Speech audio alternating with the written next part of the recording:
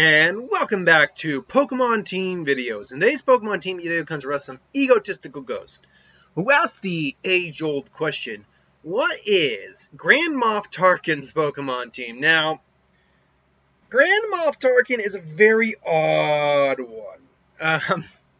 Because, there is a lot of expanded lore on Grand Moff Tarkin. But when you actually break it down, like in terms of a personality that could be translated and, type of character that could be translated into a Pokemon trainer, he is not one of those characters that does that very well. He certainly has aspects to him that we can definitely look into. But first and foremost, I gotta admit, I cheated a little with this character. Not gonna lie. And the reason I say I cheated a bit with this character is because 3 of these Pokemon on his team are the exact same Pokemon.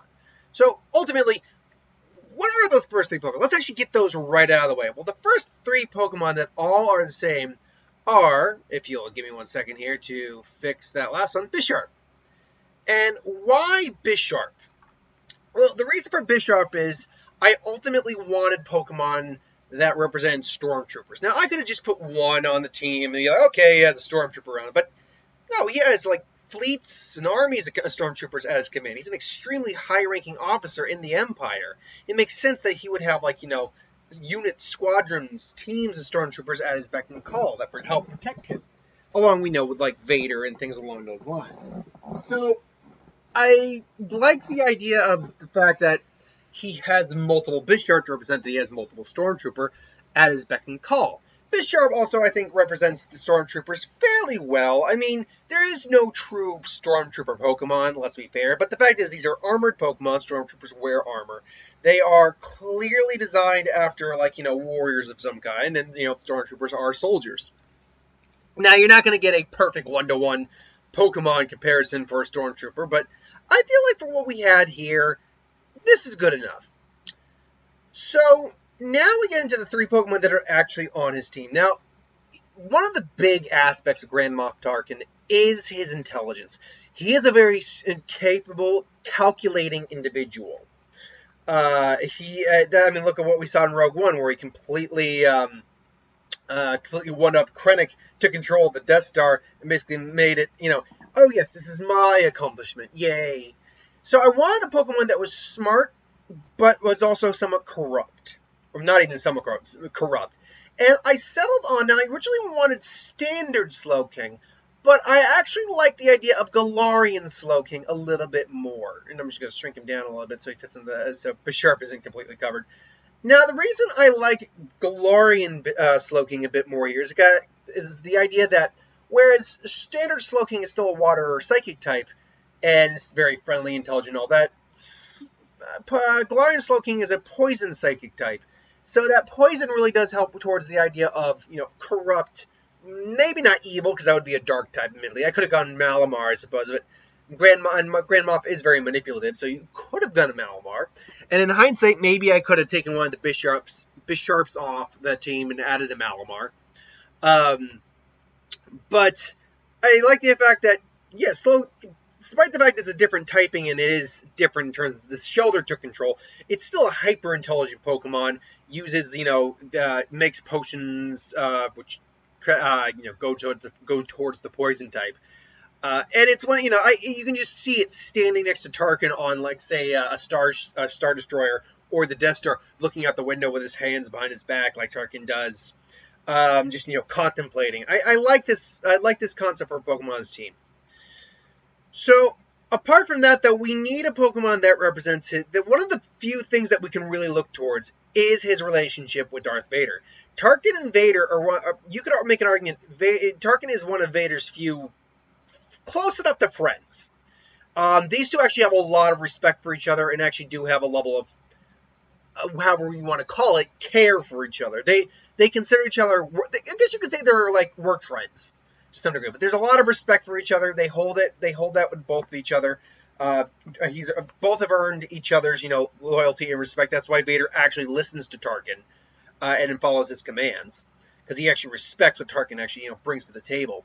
And I'm like, okay, what's our Darth Vader Pokemon? Just like the Stormtroopers, there is no one-to-one Darth Vader Pokemon. There just isn't. But, that said, I did think at minimum the Pokemon had to be a dark type, given the fact that Vader is, the dark side. He's a Sith at that point. But I'm like, okay, I'm like looking like, no, there's no Pokemon that can represent really having a lightsaber, save for maybe Honedge being a lightsaber. But even then, it's like, you'd have to get a shiny Honedge, which is blood red, admittedly. Shiny Honedges are like blood red, so you could make that an argument for a lightsaber. An argument, not a good one necessarily. But I'm like, no. I'm like, okay, what about this guy? I'm like, and I'm looking at this one Pokemon, and I'm like, okay, but how do I justify, beyond the fact that it's a dark type and kind of burly and a big monster Pokemon, that this really works? And I thought more on it, and I went with Grimmsnarl. Now, why Grimmsnarl? Well, I'm looking at Grimmsnarl, I'm like, okay, it's got the dark type. Yeah, it's big, it's burly, it's powerful. It is basically kind of the enforcer of his team, which is what Darth Vader was to Tarkin as well. But it's also a fairy type. And now, fairy types aren't inherently good, but they're also obviously not inherently evil. No Pokemon is inherently good or evil, save for maybe a couple of them. Like, Malamar almost are described as actually being inherently evil, surprisingly. But yeah, there is no inherently good or evil Pokemon, though the dark type is also the evil type, technically. But the fairy, I think, is interesting, because fairy generally it leans itself to something more positive, more good, more nice, more pure. And ultimately, we know Vader did have good. He buried his good, absolutely. He tried to hide it, but ultimately Luke brought that back out of him.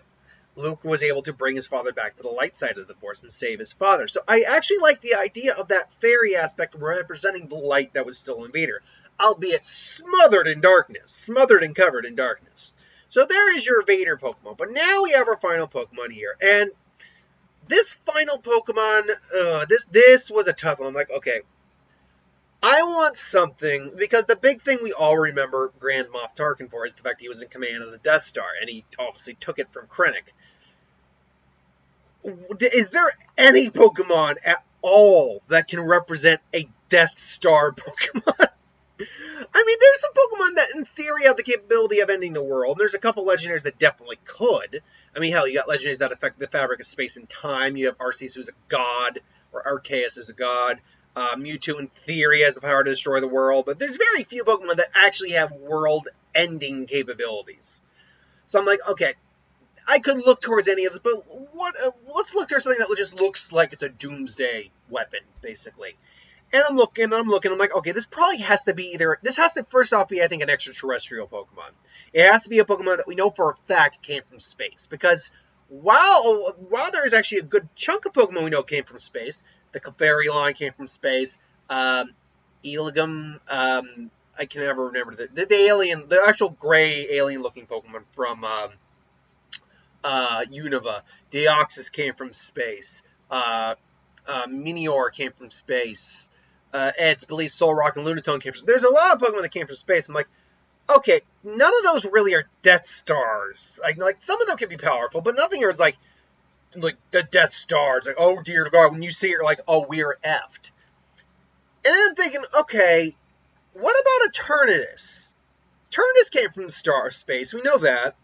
But I'm like looking at it, it's like, it still doesn't capture that. But I'm like, well, with Sith alchemy and all that, why not be the case where somehow, some way, Tarkin is able to activate Eternamax with Eternatus?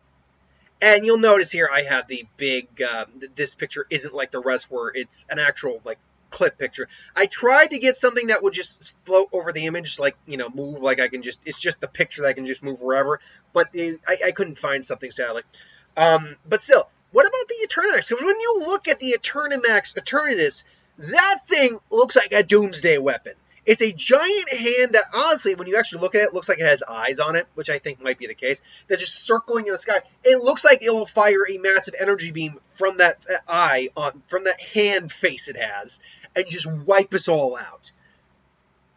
And, I mean, look, there's no way to use Eternamax Eternatus outside of that one. There's no way to get it. You see it in the story battle, but there's no way to use Eternamax Eternatus. Eternatus is the reason for Dynamax in the Galar region. But it itself actually can't Dynamax, or Gigantamax, or, in this case, Eternamax. But for a weird hypothetical reason, let's just say that, yeah, Tarkin was able to gain this Pokemon, gain this form of this Pokemon. It makes sense. He's a smart guy. He is an engineer of some kind to some degree. They have learned to harness the power of the Kyber crystals. It's not unrealistic to think that through experimenting he could gain the power of Eternatus as well in its Eternamax form, and therefore have essentially your Dynamax, or excuse me, your Death Star of a Pokemon. Because this, in my mind, is the closest you could get to that concept. A Doomsday weapon Pokemon, basically. I mean, yeah, Mewtwo, in theory, could be a Doomsday weapon Pokemon. Genesect, basically used as, foot soldier Pokemon because of their, the fact that they're experimented on Pokemon. Sure, you can make those arguments, and I wouldn't argue against those arguments per se. But in terms of something that looks and, has the presence and theoretical power of a Doomsday-esque weapon like a Death Star, I think Eternamax Eternatus fits. Now, again, obviously, there's no actual way to have this on a Pokemon team, but seeing as we're just making up things based off, whatever we have here available for us, I don't think that's necessarily out of the realm of possibility to say that in, say, a Star Wars Pokemon fanfic, you could theoretically do this. So again, ultimately, we have 3 Bisharp to represent the Stormtrooper. Again, in hindsight, I actually might have added a Malamar to this team. In hindsight, I might have added... in fact, in hindsight, why don't we just cut out one of the Bisharps and add a Malamar? He would still have to be flanked by 2 Stormtroopers on his side, though, represented by the 2 Bisharps. But Malamar and Galarian Slowking represent the methodical, manipulative, high intelligence that Tarkin has. Grimmsnarl to represent his relationship to Darth Vader, the dark side, but with that little bit of hope in there, and also being a powerhouse Pokemon. I used Grimmsnarl on my first run-through of Pokemon Shield. Grimmsnarl's beast, man. Do not sleep on Dark Fairy type. Do not sleep on it. And I really like the design, too. I think it was actually really cool. But then finally we have Eternus in Eternamax form to represent the Death Star. That, however, is solely my opinion on what a Grand Moff Tarkin's Pokemon team would be. What do you think his Pokemon team would be? Do you agree with my list, or do you disagree with it? Honestly, I have no... this is one of those teams, again, where I'm like, don't feel the most confident. I feel confident that there at least more than one Bisharp should be on the team, at least 2. I feel confident, honestly, with the Eternamax, Eternatus. But I'd be willing to hear the other arguments against the, say, Grimmsnarl for a different Vader-type Pokemon. Or, Galarian Slowking or Malamar. I'd be willing to hear that, absolutely. And either way, it's just my opinion. If you agree or disagree, totally up to you. But until then, thanks for watching. Hope you enjoyed. Like, comment, share, subscribe. As always, you want us to review something, put the comments below. Let us know. We'll do a review of it at some point. Hit that bell if you want to be notified. Thanks for watching, and I'll be back tomorrow. Well, I got box office whenever the damn thing updates. Box office still did today. But also, I got Who Would Win and Death Battle. Death Battle officially comes back. We got Batman versus Iron Man. I do not watch early on Patreon, so if for some reason if you're watching this video and you also watch the Death Battle, do not spoil it in my prediction video, because I've had people do that. It's like, dude, don't freaking do that. Not everyone watches it a day early. It's like I feel like some people don't quite get that. Anyway, I digress. Thanks for watching. Hope you enjoyed, and I'll see you folks later. Have a good one.